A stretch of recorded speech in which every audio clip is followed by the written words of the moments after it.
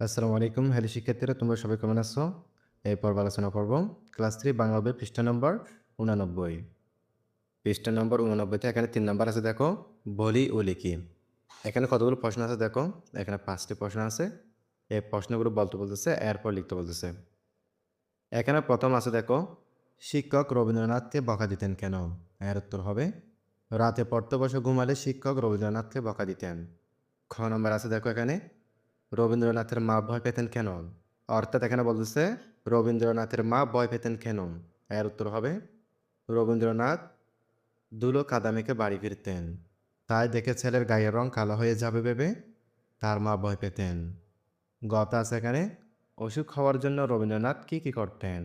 এর উত্তর হবে, অসুখ হওয়ার জন্য রবীন্দ্রনাথ ঠাকুর বৃষ্টিতে ভিজতেন, রোদে খেলতেন ও শীতের সন্ধ্যায় ছাদে উঠে খোলা আকাশের নিচে দাঁড়িয়ে থাকতেন।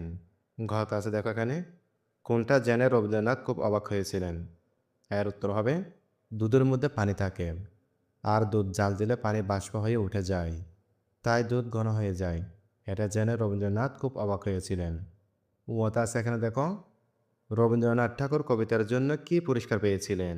এর উত্তর হবে, রবীন্দ্রনাথ ঠাকুর কবিতার জন্য 1913 সালে নোবেল পুরস্কার পেয়েছিলেন। 4 নম্বর এখানে আছে দেখো, তোমার ছেলেবেলা আর রবীন্দ্রনাথের ছেলেবেলার মিল ও অমিল লেখো। এখানে দেখো মিল অমিল লেখা আছে। প্রথম আমরা লিখতে পারি এখানে, আমারও স্কুলে পড়তে ভালো লাগে না। অমিলে লিখতে পারি, আমি কুস্তি শিখি না। এরপর 2 নম্বর আমরা মিলে লিখতে পারি, আমার ছোটবেলাও মজার।